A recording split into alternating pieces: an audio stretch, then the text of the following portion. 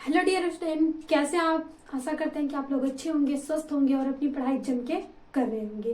तो आज हम आपके साथ एक केमिस्ट्री में जो लघु उत्तरीय में क्वेश्चन आते हैं जिसपे टिप्पणियां लिखने के लिए देता है, उसमें कुछ महत्वपूर्ण टिप्पणियों को देखेंगे जिसमें से कोई न कोई टिप्पणियां आपको जरूर पूछी जाती है। टिप्पणियां और परीक्षण आपको पूरी केमिस्ट्री में कुछ ही परीक्षण हैं जिन्हें आप तैयार कर लें तो आपके परीक्षण वाले क्वेश्चन आते हैं, तो वहां से आपके पूरे के पूरे नंबर मिल जाएंगे।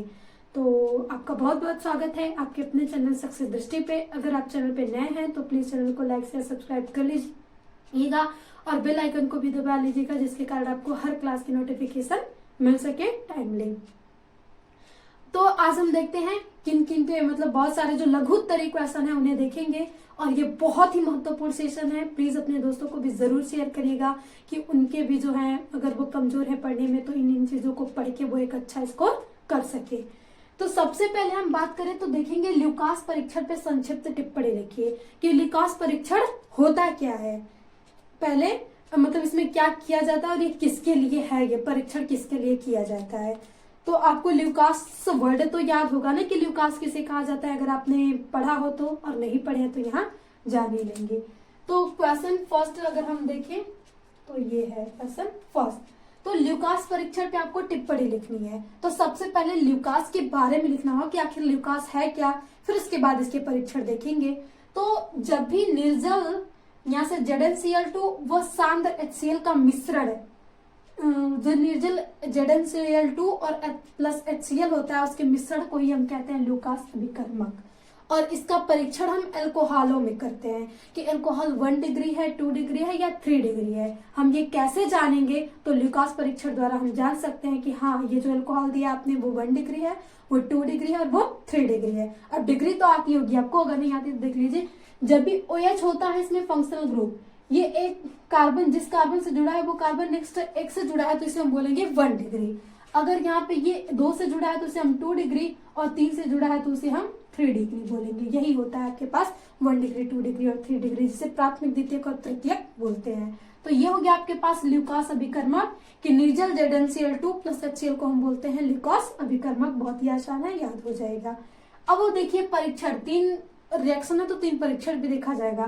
तो जब यदि एल्कोहल में ल्यूकास अभिकर्मक मिलाने पर वह ठंडे जल में शीघ्रता से अभिलेता उत्पन्न करता है तो वह 3 डिग्री है। शीघ्रता से अभिलेता उत्पन्न करता है तो उसे हम 3 डिग्री एल्कोहल बोलते हैं। तो जब भी वो बहुत ही जल्दी जब अभिलेता उत्पन्न करता है तो उसे हम क्या बोलते हैं, 3 डिग्री एल्कोहल है। हम बोल देंगे कि जो आपने एल्कोहल दिया वो 3 डिग्री है। फिर जो नेक्स्ट है कि जब एल्कोहल को आप इस तरीके से रिएक्शन के फॉर्म में भी लिख सकते हैं। आपको इतनी टाइम नहीं है क्योंकि एग्जाम में टाइम की तो कमी होती ही है जब आप सारे क्वेश्चन करने लगे तो। फिर उसके बाद एल्कोहल ल्यूकास अभिकर्मक ऊपर लिख देंगे, नीचे लिखेंगे ठंडे जल। अगर वो क्रिया हो रही है 5 से 10 मिनट में और अभिलेता उत्पन्न हो रही है तो वो द्वितीय एल्कोहल का आपको उसको परीक्षण देखने के लिए 5 से 10 मिनट लग गए। फिर उसके बाद एल्कोहल को यही जो यहाँ पे निर्जल लिख लेंगे, निर्जल या आप ल्यूकास परीक्षण ZnCl2 प्लस HCl ठंडे जल से रिएक्शन करवाएंगे और वो 20 से 30 मिनट लेता है और अभिलेता उत्पन्न नहीं हो रही है तो आप कहेंगे कि वो प्राथमिक एल्कोहल है। आप आधे घंटे देख लिए और वहां पे अभिलेता नहीं आ रही है तो वो कौन सा हो गया, प्राथमिक एल्कोहल हो गया। तो यही होता है ल्यूकास परीक्षण, ये होता है इसका। अब ल्यूकास अभिकर्मक निर्जल ZnCl2 प्लस HCl को बोलते हैं और इसका परीक्षण एल्कोहलों की डिग्री को पहचानने में किया जाता है कि 1 डिग्री है कि 2 डिग्री है कि 3 डिग्री है। अब हमारे पास नेक्स्ट क्वेश्चन आता है लघु उत्तरी में ही कि किण्वन किसे कहते हैं और इस क्रिया के लिए अनुकूल परिस्थितियां क्या होती हैं। सबसे पहले हम अभी इस पे ध्यान देते हैं, समझते हैं कि किण्वन होता क्या है। देखिए जो बायोडिग्रेडेबल कंपाउंड होते हैं जैसे कि ऑर्गेनिक कंपाउंड होंगे तो उनका किण्वन किया जाता है। जैसे शराब होता है फर्मेंटेशन, इसमें भी इसको किण्वन द्वारा ही तैयार किया जाता है कि उसके जो सब्सटेंस होते हैं उन्हें गलाया ला जाता है। गलाने के बाद बहुत उसको टाइम लगती है बनाने में, फिर उसके बाद वहां से निर्माण होता है किसी चीज का। तो जो प्रोसेस होती है इसको बनाने की उसे को ये कहते हैं किण्वन। तो अगर इसको हम डिफिनेशन में लिखे कि जब एंजाइम्स, देखिए जब भी हम शराब बनाते हैं तो उसमें एंजाइम्स आते हैं, माइलेज एंजाइम्स, जैसे है कि हमने यहाँ पे कार्बनिक यौगिक लेते हैं, कार्बनिक यौगिक ही लेना है आपको। कार्बनिक जैसे फलों की शर्करा यूज कर लेते हैं और उसको एंजाइम्स डालते हैं उसमें, और फिर उसके बाद वो किण्वन की क्रिया करके आपके यहाँ से प्रोडक्ट देती है कि हाँ यहाँ से क्या मिलेगा। तो वैसे ही एंजाइम्स के द्वारा जटिल कार्बनिक यौगिकों का सरल कार्बनिक, वो जो जटिल कार्बनिक है उसको सरल कार्बनिक यौगिकों में अपघटन करना ही किण्वन कहलाता है। कि जितने भी ये मतलब बहुत सारे कॉम्प्लिकेटेड ऑर्गेनिक कंपाउंड थे जो उनको एंजाइम्स की सहायता से हमने सरल ऑर्गेनिक कंपाउंड में बना लिया, तो ये जो विधि थी इसको चेंज करने में, उसी को हम बोलते हैं किण्वन। अब इसके लिए कुछ स्थितियां जरूरी होती, क्योंकि ये नॉर्मल तो ऐसे होगी नहीं, तो ये स्थितियां पूछिए कि अनुकूल कब होगी। तो इसमें कार्बनिक यौगिक का जो विलयन हो तनु होना चाहिए। अब बताइए, एक तो हम जटिल ले रहे हैं और ऊपर से बहुत ढेर सारा सांद्र ले ले, तो वहां पे एंजाइम्स जल्दी वर्क नहीं कर पाएंगे, तो वो जल्दी से होगा ही नहीं। तो जब वो परिस्थितियां अनुकूल कौन सी होंगी, पहली कि जो कार्बनिक यौगिक का विलयन है वो तनु होना चाहिए। फिर जो दूसरी देखें तो आप रूम टेम्परेचर पे आप करवा सकते हैं इसको। 25 डिग्री को हम बोलते हैं रूम टेम्परेचर, तो थोड़ा सा अधिक 25 से 30 डिग्री ताप होना चाहिए। फिर थर्ड की बात करें तो वायु का संचार आवश्यक है, बहुत ही जरूरी है कि उसमें वायु का संचार हो, क्योंकि वायु नहीं जाएगी तब तक वो बीओडी की डिमांड होती है ना इसको चेंज करने के लिए, तो जब तक बीओडी की डिमांड पूरी नहीं होगी तब तक की जो क्रिया है वो होगी नहीं। बायोलॉजिकल ऑक्सीजन डिमांड होती है, तो जब तक वायु नहीं जाएगी तो ऑक्सीजन नहीं मिलेगा, तो ये क्रिया नहीं होगी। और विलयन में एंजाइम्स आती कहाँ से, तो वहां पे कुछ जीवाणु भी प्रयोग किए जाते हैं। तो एंजाइम्स देखिए वर्क करती है मतलब न्यूट्रल फॉर्म में, कि ना ही तो वहां पे अधिक अम्लीय हो ना ही तो वहां पे अधिक क्षारीय हो। तो मतलब जो पीएच हम बोल सकते हैं 6 to 8 हो, 6 to 8 में आ जाएगा, क्योंकि 7 पे न्यूट्रल होता है, तो 6 से और 6 से 1 तक जैसे ही हम जाएंगे तो प्रबलता बढ़ता जाता है अम्ल का, और 8 से जैसे इस 14 तक जाएंगे तो बढ़ता जाता है क्षार का। तो जब 6 से 8 में अगर हम लेते हैं तो ये जो प्रकृति होती है बहुत ही स्टेबल होती है ऑर्गेनिक जटिल कार्बनिक यौगिकों को सरल कार्बनिक यौगिकों में तोड़ने के लिए। तो अगर आप ये क्वेश्चन आया इतना लिख दिए अच्छे साफ तरीकों में, तो आपको यहाँ से 3 नंबर मिल जाएंगे।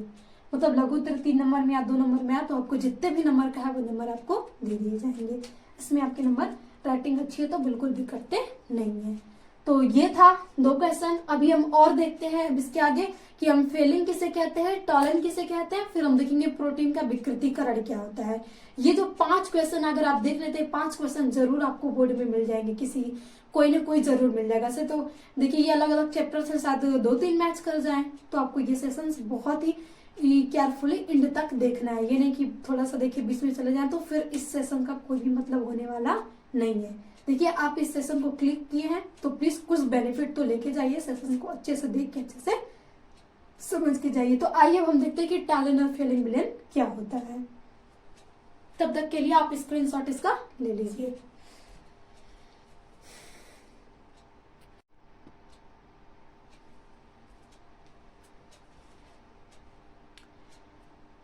तो अब हम देखते हैं नेक्स्ट तीसरा क्वेश्चन कि फेलिंग विलेन क्या है और क्या होता है जब ग्लूकोज के साथ इसे गर्म किया जाता है। तो सबसे पहले हमें बताना है कि आखिर ये फेलिंग विलेन कहते किसे हैं, और जब इसे ग्लूकोज के साथ गर्म करेंगे तो ये क्या रिएक्शन देगा।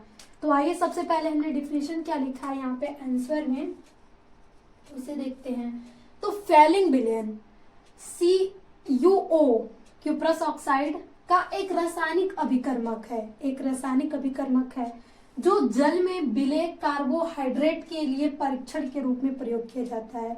मतलब जल में जो कार्बोहाइड्रेट विलेय होता है उस मतलब हमें पता करना है कि इसमें इस जल में कार्बोहाइड्रेट है कि नहीं है, तो हम इसमें फेलिंग विलेन डालेंगे। और फेलिंग विलेन क्या है, CuO कर यही है, इसको हम डालेंगे तो वहां से हम पता कर लेंगे कि यहाँ पे कार्बोहाइड्रेट है।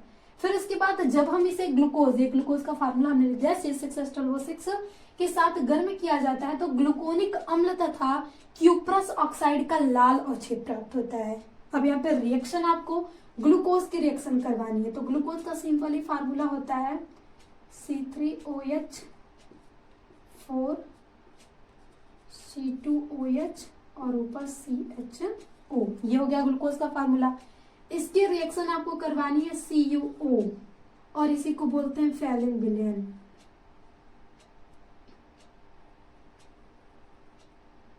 फेलिंग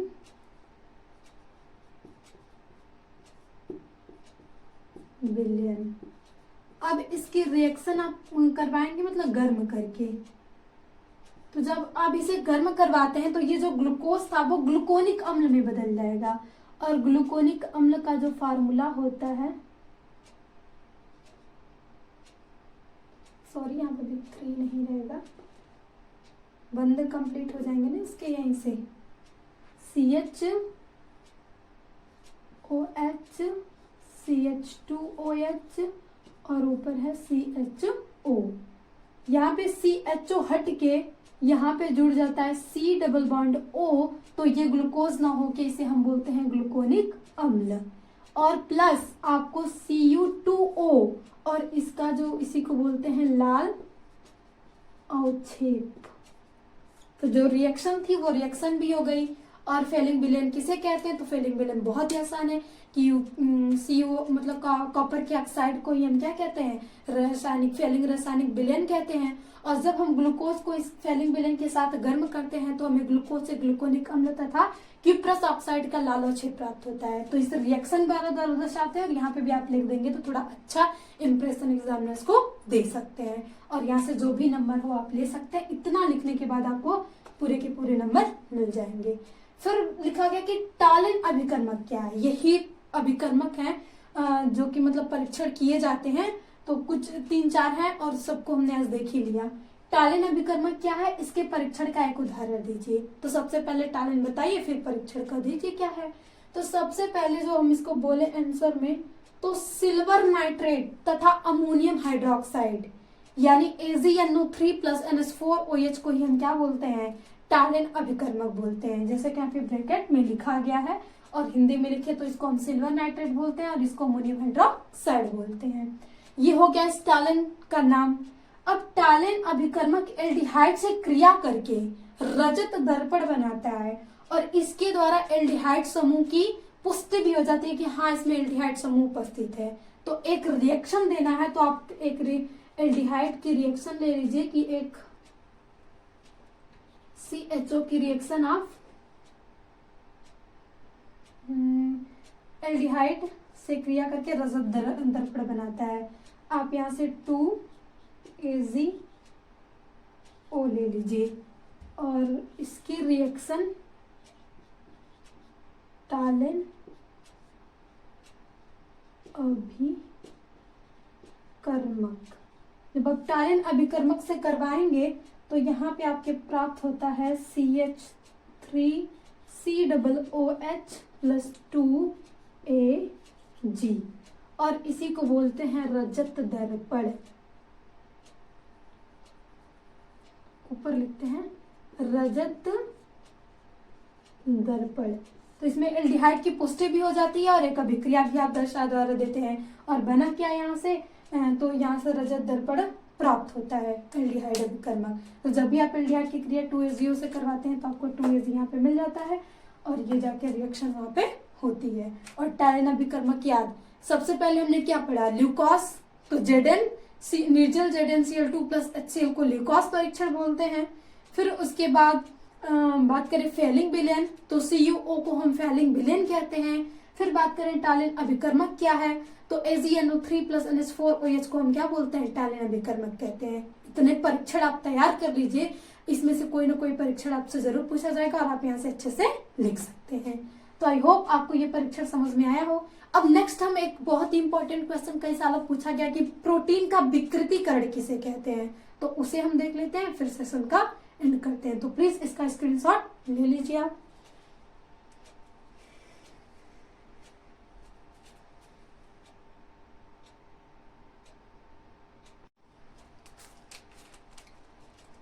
अब देखिए नेक्स्ट जो 5वां क्वेश्चन है वो क्या है, क्वेश्चन नंबर 5 कि प्रोटीन के विकृतीकरण से आप क्या समझते हैं। ये वेरी वेरी मतलब मोस्ट इंपॉर्टेंट क्वेश्चन है यहाँ से, कि मतलब कई बार ये पूछा गया है। जो लास्ट जैव मॉलिक्यूल्स होता है कि उसमें प्रोटीन आप पढ़ते हैं, कार्बोहाइड्रेट प्रोटीन, तो प्रोटीन का विकृतीकरण क्या है। तो जो प्रोटीन होता है आप यहाँ पे लिखेंगे प्रोटीन उष्मा खनिज अम्ल क्षार प्रति अधिक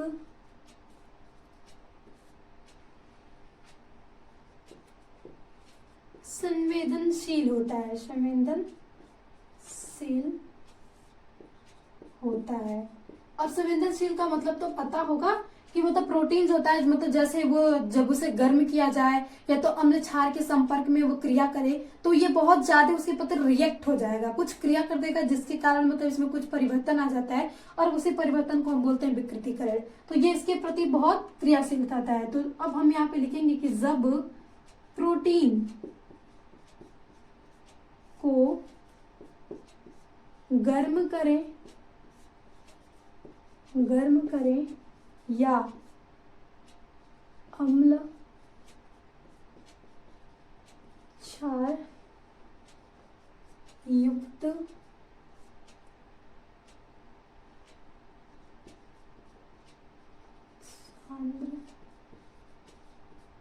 लवणों से अभिकृत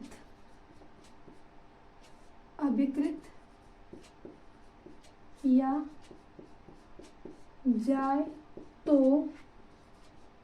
प्रोटीन का स्कंदन या अवक्षेपण हो जाता है, अवक्षेपण हो जाता है। और इस प्रक्रिया को ही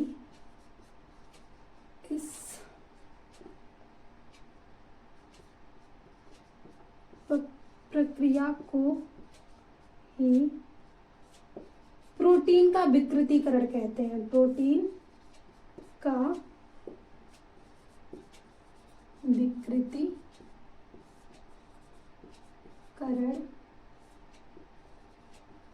कहते हैं। टिप्पणी लिखने के लिए आता है तो आप इतना उसमें लिख सकते हैं, लेकिन इसके आगे और भी चीजें लिखना होगा, क्योंकि प्रोटीन की भी जो संरचना होती है वो 3 होती है, प्राथमिक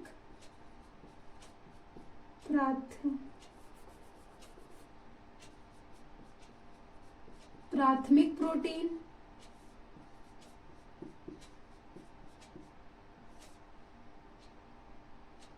या आप लिख लीजिए प्रोटीन की संरचना जो थी वो 3 प्रकार की होती है, प्राथमिक,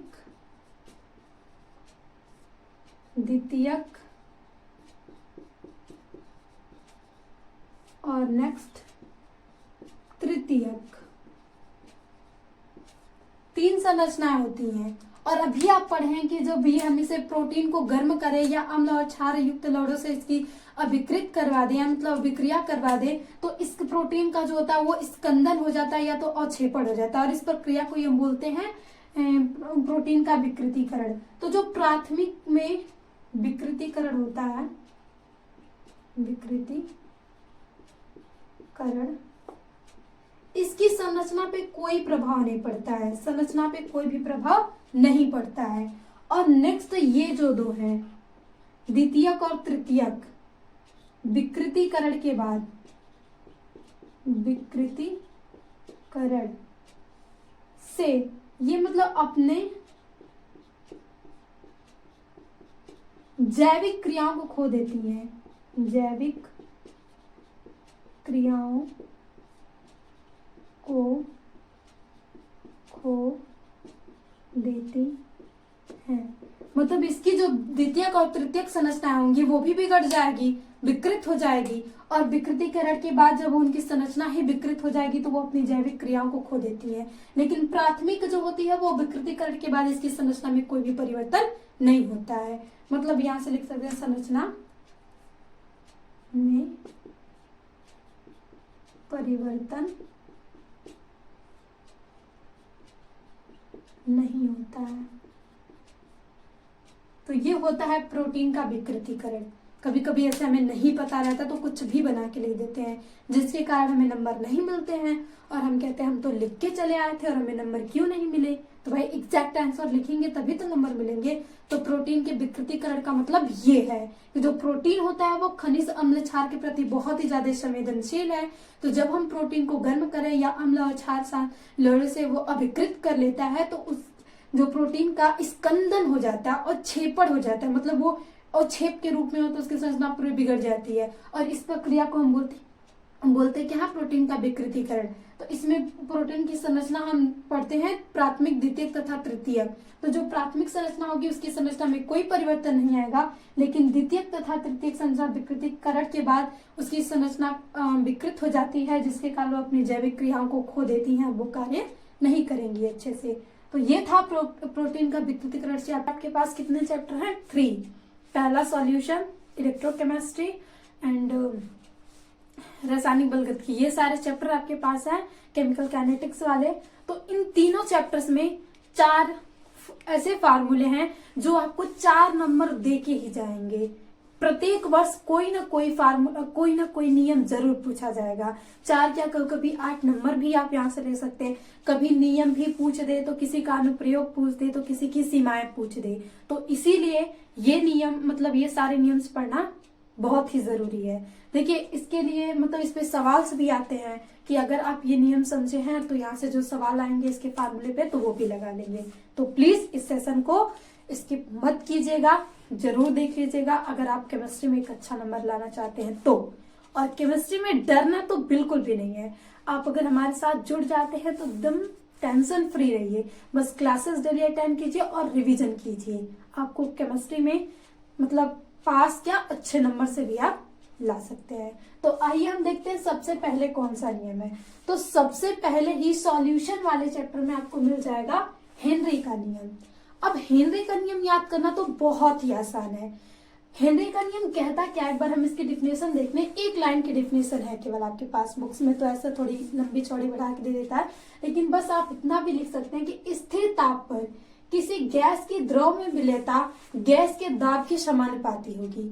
यानी अगर आपको एक द्रव दे दिया जाए और वहां में आपको एक गैस दे दिया जाए तो और बोला जाए कि इसमें आप इसको गैस द्रव का मतलब विलयन तैयार करो, इसे घोलो इसमें, तो आपको थोड़ी तो डिफिकल्टीज होगी कि आप नॉर्मली उसे घोल नहीं सकते, आपको प्रेशर लगाना पड़ेगा। तो इसी टॉपिक को हेनरी ने ये समझाया था। जैसे आप कोल्ड ड्रिंक्स जो भी चीजें लाते हैं तो कैप आसानी से तो खुलता है नहीं, आप उसे मान लीजिए वो रहता है तो उसको खोलने वाले ढक्कन से आप खोलते हैं, और जैसे ही खोलते हैं अगर मान लीजिए थोड़ा शक करके खोले तो वो फिर आप वो अच्छा सा मूवमेंट्स देख ही सकते हैं कि वो क्या होता है। तो गैस घुली रहती है, प्रेशराइज करके उस ढक्कन को बंद किया जाता है कि वो प्रेशर जितना हम लगाएंगे उतनी ही अधिक हम गैस को घोल पाएंगे। तो इसी को हेनरी ने समझाया और इसी को हेनरी का नियम कह दिया गया कि आपको जितनी गैस को द्रव में घोलना है उतना ही प्रेशर लगाना पड़ेगा। यानी कि जो मात्रा है वो दाब की क्या होगी, समानुपाती होगी। और इसी को कहते हैं हेनरी का नियम। ये आपके पास समीकरण 1 आ जाता है। और जब भी हम समानुपाती लगाते हैं तो उसके आगे एक नियतांक आता ही है, और जब समानुपाती हम हटाएंगे तो KH नियतांक आ जाता है, और KH कुछ भी नहीं है, ये हेनरी स्थिरांक है। हेनरी स्थिरांक। और इसका आपको अलग अलग यौगिक जो भी आते हैं, गैसेस आती हैं, उनके लिए अलग अलग होता है। तो आपको जब भी इस प्रकार पे सवाल देगा, मान लीजिए वहां पे कुछ मात्रा दे दी गई, प्रेशर दे दिया गया, और नहीं तो आपको KH का मान जरूर वहां पे देगा निकालने के लिए। मतलब आप सवाल लगाएंगे तो वहां KH का मान देगा ही, और या तो अगर आप ये दोनों दे देगा तो आपको KH का मान निकालना होगा। आइए एक उदाहरण द्वारा समझते हैं कि जैसे हमने एक बीकर लिया और इसमें भरा हुआ है आपके पास लिक्विड। अब आपको दी जा रही है कि CO2 गैस लीजिए और इसमें घोलिए। ऊपर आपके पास मान लीजिए ये CO2 गैस के मॉलिक्यूल्स हैं और इसे आप में को घोलना है। तो इसको हम थोड़ा सा और बना ले। जब तक आप इस पे प्रेशर नहीं अप्लाई करेंगे तब तक ये गैसें नीचे नहीं आएंगी और वो घुलेंगी नहीं। तो यही तो हेनरी का नियम है। और टेम्परेचर स्थिर होना चाहिए, इसका जो ताप है वो हमेशा क्या रहना चाहिए, कांस्टेंट रहना चाहिए। क्योंकि अगर नीचे से आप ताप बढ़ाते जाएंगे तो मॉलिक्यूल्स के पास गति करने की क्षमता आ जाएगी, और वो गति करेंगे तो वैसे ही वो अच्छे से घुल नहीं पाएंगे।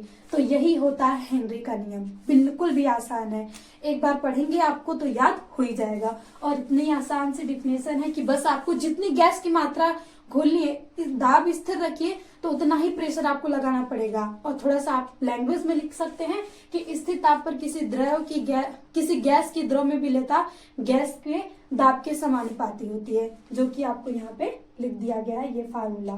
देखिए ये नियम आ गया। तो 4 नंबर्स में आपको सारी चीजें लिखना होता है। कभी कभी इस फार्मूले पे आपको सवाल पूछ दिया जाता है। अब आता है कि सीमाएं। अब हेनरी के नियम की बहुत सारी सीमाएं हैं कि ये अब वो सीमाएं लिखने के लिए आपको लिखना पड़ेगा कि तनु विलयन पर ही लागू होगा। हेनरी का नियम, हम जब भी विलयन में गैस को बोलेंगे तो विलयन क्या होना चाहिए, तनु होना चाहिए, सांद्र नहीं होना चाहिए। अब ये क्यों, अब गैस को घोलना है तो उसको जगह तो चाहिए घुलने के लिए, इसीलिए विलयन हमेशा आपको क्या लेना पड़ेगा, तनु लेना पड़ेगा। दूसरा कि निम्न दाब तथा उच्च ताप होना चाहिए, इसकी सीमाएं हैं। और जैसे कि निम्न दाब तथा उच्च ताप के लिए हम बोल सकते हैं कि वो आदर्श गैस होनी चाहिए। फिर तीसरा जो है, गैस एवं विलायक में रासायनिक क्रिया नहीं होनी चाहिए। मतलब इसमें अगर मान लीजिए हम कोल्ड ड्रिंक में CO2 को मिलाते हैं तो जो भी शीतल पेय पदार्थ बनाया जाता है तो उसमें रासायनिक क्रिया नहीं होती है। अगर रासायनिक क्रिया हो जाती तो फिर वो बहुत मतलब बेकार सा बन जाता, फिर वो हानिकारक भी हो जाता। तो इसीलिए इसमें हम जो भी गैसेस और विलयन लेंगे उसमें कोई भी रासायनिक अभिक्रिया नहीं होनी चाहिए, वही विलयन लेंगे और वही पे हेनरी का नियम हम लगा सकते हैं। अब इसका उपयोग, अब हेनरी ने नियम दिया तो कुछ तो उपयोग से ही दिया होगा। इनके दिमाग में वही सिकंजी वाला देख के याद आया होगा तो फिर उन्होंने इसे नियम बना दिया। तो इनका नियम क्या है, गोताखोर अपने गैस सिलेंडर में प्रयोग करते हैं। अब क्यों, जैसे ही हम नीचे जाते हैं तो प्रेशर बढ़ता जाता है, और पता है आपको प्रेशर बढ़ेगा तो गैस की जो विलेयता है वो, अगर इसे आप बढ़ाएंगे तो ये भी बढ़ेगा। ग्राफ देखिए हम इसमें, तो ये P हो गया तो ये M हो गया, तो आप इसे बढ़ाते जाएंगे तो ये दोनों बढ़ता चला जाएगा। तो यानी अगर आप नीचे जाते, समुद्र के नीचे जाएंगे तो दाब बढ़ता है, और दाब बढ़ेगा तो जहरीली गैसें आपके अंदर अधिक मात्रा में घुल जाएंगी जिसके कारण मृत्यु हो सकती है। इसीलिए जो गोताखोर होते हैं अपने सिलेंडर्स में इसका प्रयोग करते हैं, हीलियम और नाइट्रोजन गैस को मिला के, ताकि वो जहरीली गैसें इनके में घुल न सके। दूसरा अनुप्रयोग है शीतल पेय पदार्थ बनाने में। ये तो आपको भूलेगा नहीं, जो भी कोल्ड ड्रिंक्स आती हैं, जितने भी कोका कोला, माजा, जितने भी हैं, सभी यही है, शीतल पेय पदार्थ हेनरी के नियम से ही बनाई जाती है, क्योंकि समय में क्या हम CO2 गैस घोलते हैं। फिर नेक्स्ट है जलीय जीव के जीवन में जलीय जीव के जीवन में भी ये लागू होता है, क्योंकि वो जलीय जीवन में जो जीव हैं उनमें जल में जो गैस घुली रहती है, ऑक्सीजन, उसे ही लेना होता है। तो इस पे भी निर्भर करता है कि उनके अंदर भी ये फॉलो करता है हेनरी का नियम। तो आप ये सीमाएं और ये नियम लिख के चले आते हैं। अगर 4 नंबर में आता है तो ये आपको सारी चीजें लिखना पड़ेगा, और जितना पूछेगा उतना ही आपको लिखना है। नियम पूछेगा, फार्मूला पूछेगा तो आप उतना ही लिखेंगे, सीमाएं पूछता है तो लिखेंगे, अनुप्रयोग पूछता है तो लिखेंगे। एग्जाम में ज्यादा कुछ बकैती करने की जरूरत नहीं होती कि नहीं मुझे आ रहा है तो उस पर हम पूरी एकदम किताब ही मतलब पेज ही भरते चले जाएं। आपको जितना पूछा जा रहा है उतना ही आंसर देना है, अगर अच्छे नंबर लाना है तो। फिर उसके बाद जो इम्पोर्टेंट नियम है वो है राल्ट्स का नियम, और ये भी आपको देखने को मिल जाएगा सॉल्यूशन यानी विलयन के चैप्टर में ही। तो ये भी विलयन के चैप्टर में भी है, हेनरी के नियम के बाद ये आता है। तो इसमें क्या होता है कि आपको किसी विलायक में अवाष्पशील विलय मिलाने पर विलयन के वाष्प पदार्थ का आपेक्षिक अवनमन उसमें उपस्थित विलय के मूल के प्रभास के बराबर होता है। अब ये डिफिनेशन पढ़ के तो सर चकराने लगा। तो देखिए, आप कोई पदार्थ ऐसे होता है कि आप चाहते हैं ना कि वो वाष्प में परिवर्तित ना हो, तो आप उस वाष्प में परिवर्तित नहीं करना चाहते हैं तो कुछ तो उसमें कराएंगे। नॉर्मली अगर हम जल को ऐसे रख दें कुछ दिनों तक वो वाष्प में परिवर्तित होकर खत्म हो जाता है, लेकिन हम चाहते हैं कि वो खत्म ना हो तो उसमें हम कुछ चीजें मिलाएंगे। और वो चीजें कौन सी मिलानी होगी, आपको अवाष्पशील विलय मिलाना होगा। यानी विलयन में आप अवाष्पशील विलय मिला देंगे, जिसके कारण जो वाष्प दर है वो वाष्पन की क्रिया थोड़ी कम हो जाएगी, यानी वाष्पन में क्या आ जाएगा, दाब में कमी आ जाएगी। तो वही चीजें आपको लेना है और उसी को डिफिनेशन के रूप में लिखा गया है। अब इसमें भी आपको जितना प्रेशर कम करना है तो उतना अधिक ये मिलाएंगे, तो यानी समानता मोल प्रभास बराबर होता है इसमें पार्शियल प्रेशर के यानी वाष्प दाब के। तो यहाँ पे आपको डिफिनेशन एक बार फिर से देखिए कि किसी विलायक में अवाष्पशील विलेय, कोई भी विलायक ले लीजिए और उसमें अवाष्पशील विलेय मिलाने पर, अब विलय में जैसे कि एक बीकर ले लिए हम और यहाँ पे आपके पास बिलियन है, ये आपके पास हो गया बिलियन। ओके, अब इसमें आप मिलाएंगे अवाष्पशील विलेय। अभी आप इसको विलयन ना माने, अभी इसको आप मान लीजिए कि ये विलायक है, विलायक है, ये विलायक है। इसमें वैसे तो वाष्पन की क्रिया होगी, लेकिन आप चाहते हैं कि नहीं हो तो आप क्या करेंगे, अवाष्पशील विलेय मिलाएंगे, तो जिसके कारण इसके वाष्प का वाष्प दाब होगा। जैसे वाष्प दाब को हम ऐसे P नॉट से दर्शा ले कि वाष्प दाब है, इसमें कमी आएगी। अवनमन का मतलब क्या होता है, कमी। तो आप यहाँ पे लिख भी सकते हैं कि वाष्प दाब में अपेक्षित कमी आएगी, और आप मतलब पढ़ रहे हैं थोड़े अच्छे तरीके से तो वही अवनमन लिखा जाएगा। तो ये मतलब कितनी कमी आएगी, अब ये कमी कितनी होगी ये फाइंड आउट करना है। तो आप बताएंगे कि बता देंगे कि उसमें उपस्थित विलेय के मोल प्रभास के बराबर होगी। यानी आप जितना ये मिलाएंगे, जितनी मात्रा इसकी मिलाएंगे, उतनी ही मात्रा आपके पास वाष्प दाब में कमी आएगी। आप जितनी मात्रा मिलाएंगे उतना ही वाष्प दाब में कमी आएगी। और इसी को समझाया राउल्स जी ने, राउल्स साहब ने, और उन्हीं को बना दिया कि ये राउल्स का नियम है। तो इसके लिए ये फार्मूला होता है कि P नॉट माइनस ये जो इसमें P नॉट है, ये मतलब ये जो P नॉट है ये विलेय का वाष्प मतलब वाष्प दाब है, और ये आपके पास विलयन का वाष्प दाब है। यानी जब ये विलेय और विलायक दोनों मिलके बन गए हैं तब ये इसका दाब है, और ये जो P नॉट है वो वही वाला पहले वाला है। और यहाँ से N प्लस N, यानी N जो है इसमें ये विलेय के मोल है, और जो कैपिटल N है ये विलायक के मोल है। तो यही आपके पास लिख सकते हैं, जो N है आपके पास विलेय के मोल, और कैपिटल N को आप लिख सकते हैं विलायक के मोल। आपको पता है कि N बराबर हम W/M लिख सकते हैं, तो वही चीजें आपको यहाँ पे लिख दी गई हैं।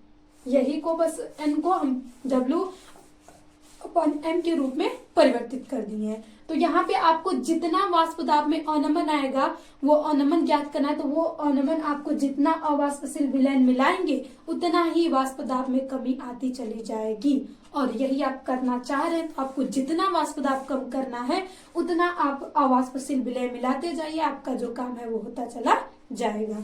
अब इसकी भी सीमाएं हैं, राउल्स के नियम की भी सीमाएं हैं। तो राउल्स का नियम भी तनु विलयन पर ही लागू होगा, यानी ये जो विलयन होगा वो तनु होगा तभी ये लागू होगा।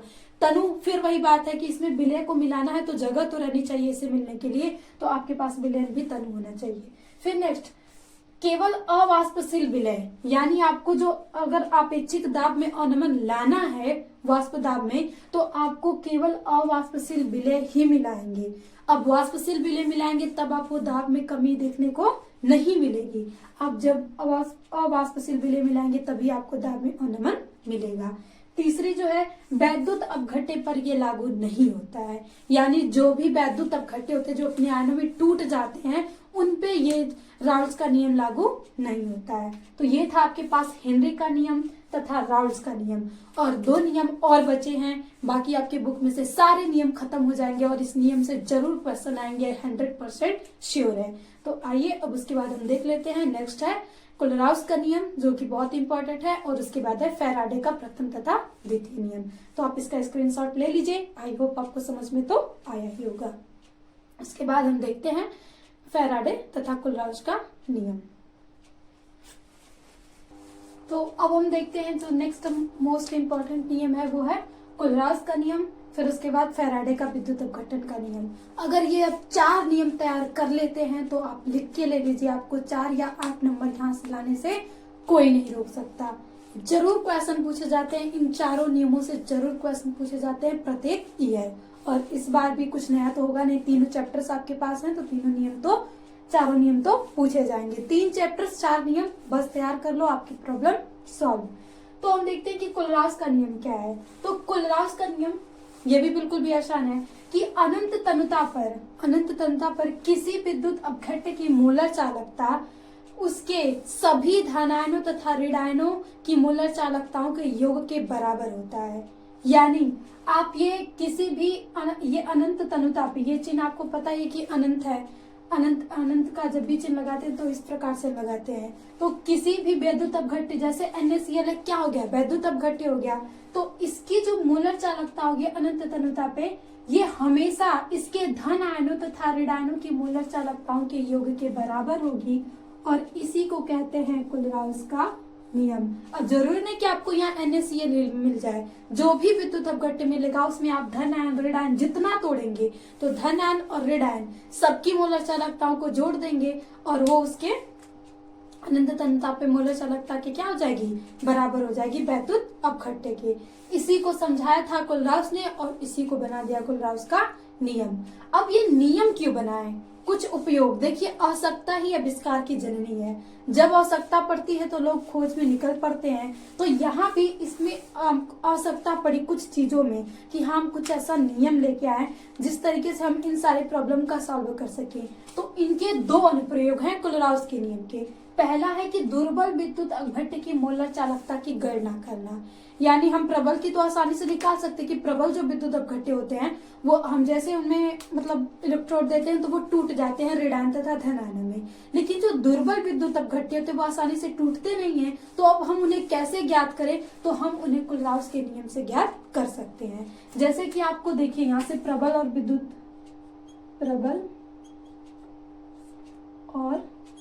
दुर्बल, तो जो प्रबल विद्युत अपघट्य होता है उसमें आ जाता है NaCl HCl, और दुर्बल में आपको मिलेगा CS3COOH।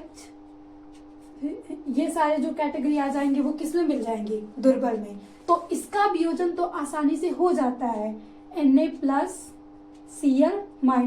लेकिन इसका वियोजन आसानी से नहीं हो पाता है, तो हम इसको करने के लिए अपनाते हैं कोलरास का नियम और आसानी से वहां से इसका भी वियोजन हम निकाल लेते हैं। इन प्रबल विद्युत अपघट्यों की सहायता से हम इनका वियोजन कर लेते हैं। और फिर जो दूसरा इनका प्रयोग है वियोजन की कोटि ज्ञात करना, कि जो वियोजन हो रही है उसकी कोटि हम कैसे निकालेंगे। तो वियोजन की कोटि को हम दिखाते हैं, जो अल्फा है यही है वियोजन की कोटि। अब यहाँ पे ये लिखा गया है, ये जो है किसी सांद्रता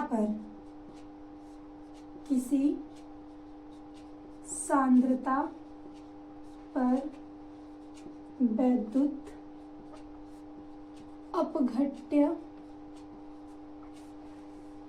की मोलर चालकता, और जो दूसरा है आपके पास वो है अनंत तनुता पर विद्युत अपघट्य की मोलर चालकता।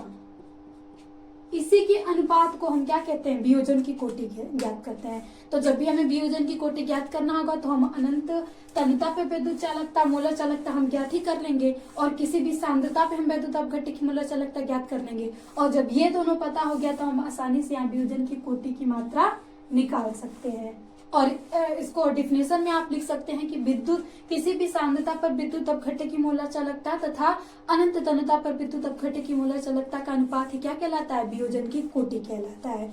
तो ये था आपके पास कोलरास का नियम एंड उसका अनुप्रयोग। अब नेक्स्ट जो इम्पोर्टेंट है वो है फैराडे का विद्युत अपघट्य के नियम। यानी ये फैराडे हैं जो विद्युत अपघट्य के में अपना नियम दिए थे कि जब भी हम वैद्युत अपघट्य करते हैं, जैसे NaCl को Na+Cl- में तोड़ते हैं, HCl को H+Cl- में तोड़ते हैं, तो उनके ही विषय में इन्होंने नियम दिया था कि इनका 2 नियम था, प्रथम नियम तथा द्वितीय नियम। इसमें से या तो आपको दोनों पूछा जाए या तो एक पूछा जाए, और मैक्सिमम कंडीशन में आपको इस पे न्यूमेरिकल्स मिलते हैं। अभी इसका फार्मूला लिखेंगे और इस फार्मूले पे आपको न्यूमेरिकल्स लगाना होगा। तो यहाँ पे प्रथम नियम क्या कहता है कि विद्युत अपघटन से किसी इलेक्ट्रोड पर मुक्त होने वाले पदार्थ की मात्रा प्रवाहित विद्युत धारा की मात्रा के समानुपाती होता है। नहीं समझ में आया? एक मिनट देखिए, यहाँ पे हमने एक बीकर ले लिया और यहाँ पे इसमें विद्युत अपघट्य मिला हुआ है। मान लीजिए हमने ZnSO4 का ले लिया और यहाँ पे इलेक्ट्रोड लगा हुआ है, तो इस पे जितनी मात्रा एकत्रित होगी वो इसमें प्रवाहित धारा के समानुपाती होगी, यानी W समानुपाती Q के। मतलब आवेश प्रवाह की दर को ही धारा कहते हैं, तो जितना आवेश जाएगा उतनी ही धारा प्रवाहित होगी। तो जितनी मात्रा मान लीजिए हाइड्रोजन की इस इलेक्ट्रोड पे आ रही है, वो मात्रा इसमें प्रवाहित धारा की क्या होगी? समानुपाती होगी। तो आप यहाँ से W समानुपाती Q लिख सकते हैं, या इसी को आप लिख सकते हैं W बराबर ZIT। जब भी हम समानुपाती हटाते हैं तो एक कांस्टेंट तो आता ही है, ये तो हम शुरू से पढ़ते आए हैं। और ये जो Z है चल नियतांक, जो Z है वो वैद्युत अपघट्य में जो भी है सेल नियतांक, उसी को कह जाता है। Z आ गया। और I पता है कि धारा है, और धारा कितने समय में बह रही है, तो वो टाइम भी यहाँ पे आ जाएगा। और ये W आपके पास इलेक्ट्रोड पे जितनी मुक्त होंगे इलेक्ट्रॉन्स, उनकी मात्रा होगी, पदार्थ की मात्रा हो जाएगी, द्रव्यमान हो जाएगा। ये था आपके पास प्रथम नियम। और द्वितीय नियम तो इससे भी आसान है, बस ये समझ जाइए तो ये अब ये भी आ जाएगा। इसमें क्या कहते हैं कि यदि विद्युत धारा की समान मात्रा को, अगर मान लीजिए हमने यहाँ से इसको समझने के लिए कि यहाँ से बीकर बना लिया, ऐसे हमने 3 बीकर बना लिया और इसमें इलेक्ट्रोड्स लगे हुए हैं, और इसमें मान लीजिए हमने ZnSO4 CuSO4 और हमने इसमें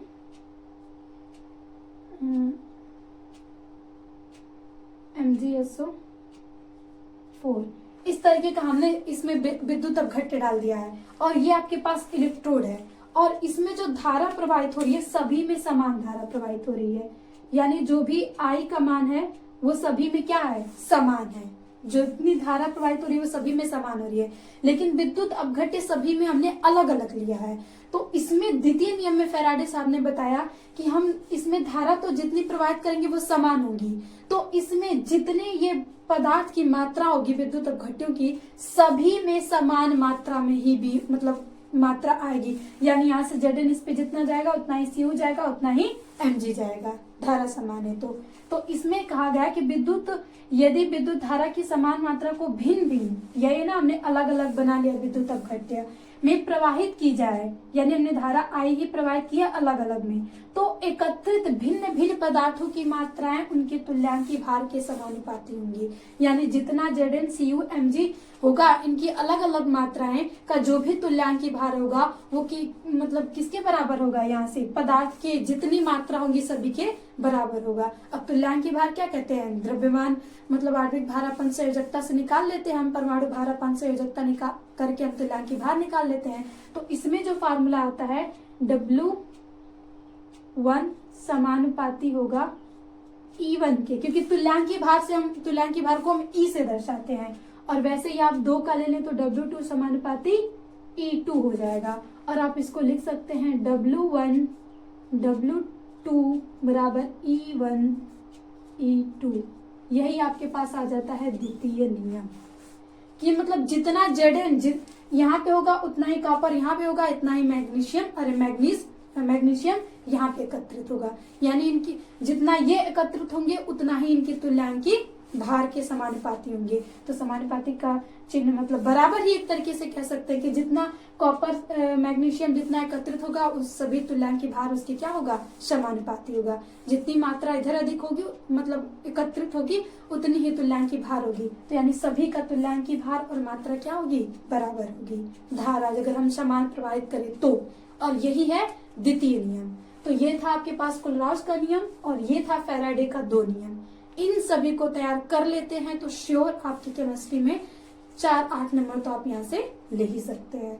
तो ये क्लास बहुत ही इंपॉर्टेंट थी। देखिए इसी तरीके से आपको नंबर लेते जाना। हमने सबसे पहले नेमिंग रिएक्शन जितनी थी उनका खत्मा कर लिया, फिर उसके बाद जितने परीक्षण थे उनका हमने काम डाउन कर लिया।